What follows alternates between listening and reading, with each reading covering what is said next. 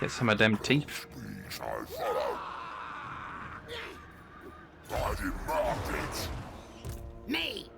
So everyone's healing up nicely.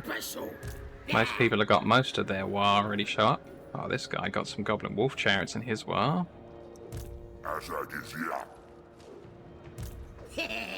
It's the only new thing of note. Let's see what buildings we can build.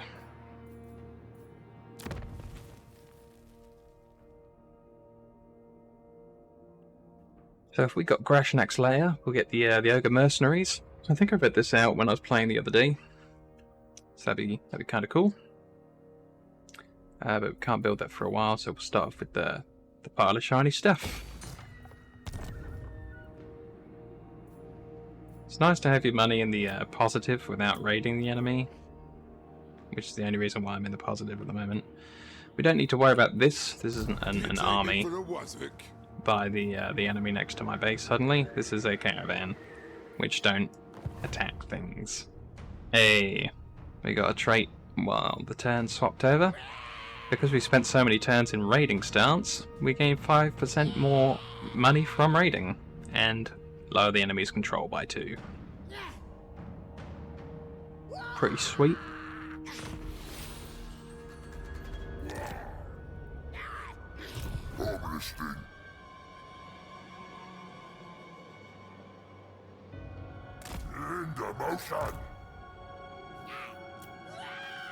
For our last unit, while we're in our own terrain, let's get that Regiment of the Renown. So, regular Goblin Wolf Riders are these attributes. The Regiment of Renown should have a difference. Here we go. The Moon Howlers cause fear in addition to, you know, what regular Goblin Wolf Riders do, which is fine. Reduces leadership when nearby, and is also immune to fear itself. I'm sure it'll be helpful somewhere for making the enemy line break a little bit quicker. Yeah, on it! Who should we attack? This magic is real. Don't push me.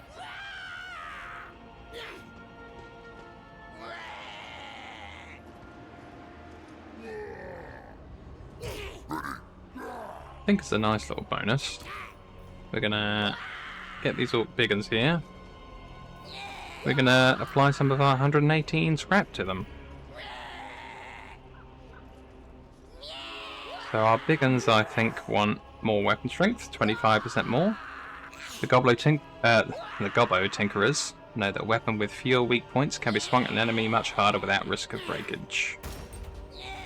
So we're all the way up to 68. 47, 21, and 8 versus large. So there we go, it works both on the base weapon and on the armor piercing. Now if I was really interested in just getting as much armor piercing as possible, and the extra wizardly effect for power recharge, I can give these ones wizardly weapons, and we'd see that we've got 18, instead of the previous unit's 21. It's not really any good.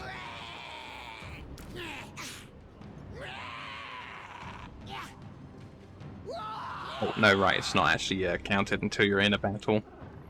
Yeah, my apologies there. So that would be 24.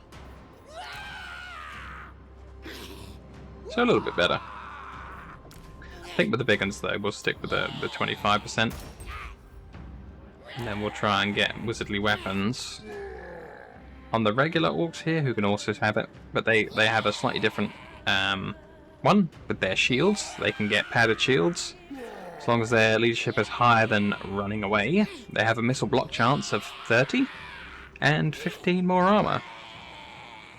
These shields are well heavy. The moment things get airy, eyes drop in it.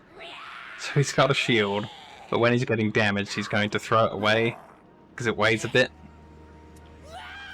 Most of our orcs we're using to block at the moment, so you can see that orcs generally have a 40 missile block there, but these guys, once they're in combat and not running away, once the battle starts, will have 70. and their armor will be 55 instead of 40. So here we go. A shielded unit generally has 35% block against small arms missile fire.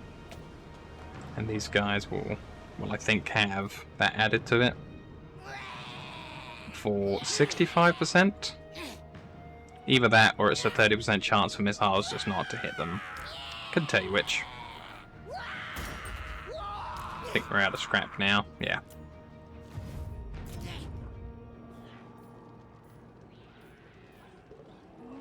This one's going to end up a little bit differently because we don't have anything super special to put in the 4th slot. We definitely want to have a Goblin Watchtower, so it's got a bigger garrison, and we've already got the money building in there.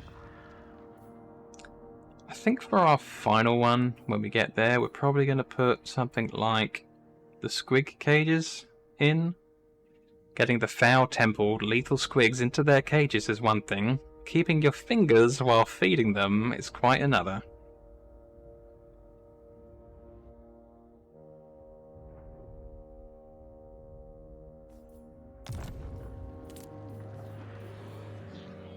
Get level up for Natrak layer. And it's all out of buildings. Oh no. So what the enemy army tried to do is when they saw us coming, they thought, well, we don't want to die with the base, we will use the underway stance to escape. And as I explained earlier, you have a chance to intercept enemies when they are using it, if they are nearby. So we don't get any of our backup armies, even though they were close enough. Just this army, we're able to intercept them. This is our good army. We get another 8 armor-piercing damage on these guys from the banner. And we'll allow our shaman to reduce leadership of nearby flying units. Give it a quick save.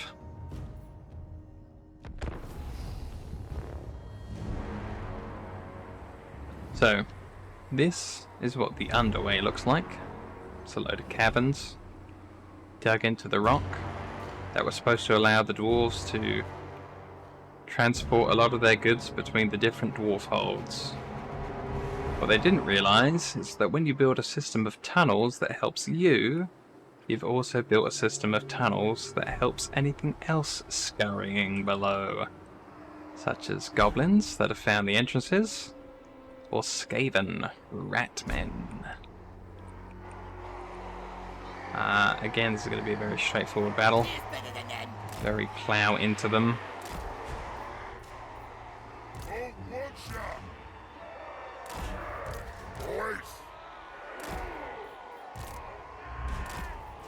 Simon! Our dagger's ready! Oh, what's that? Please, abound!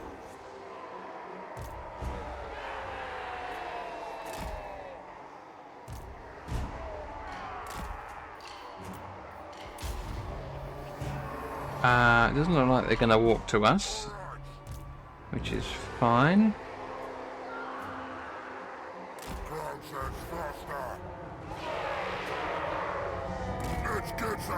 We'll walk up about this far and see what our artillery range is looking like. I don't think we're going to outrange them with crude orc artillery. At best, it's probably going to be equal, but more than likely they're probably going to outrange us, and we're going to need to go up and stab the gits.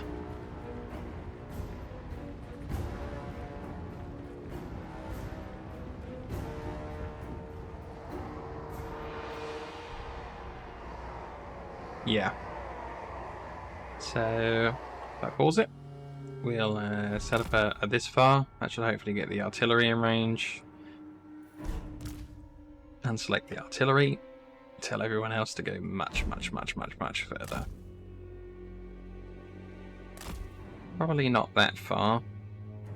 I want to manually take control a little bit earlier than that. Yeah, that looks about it.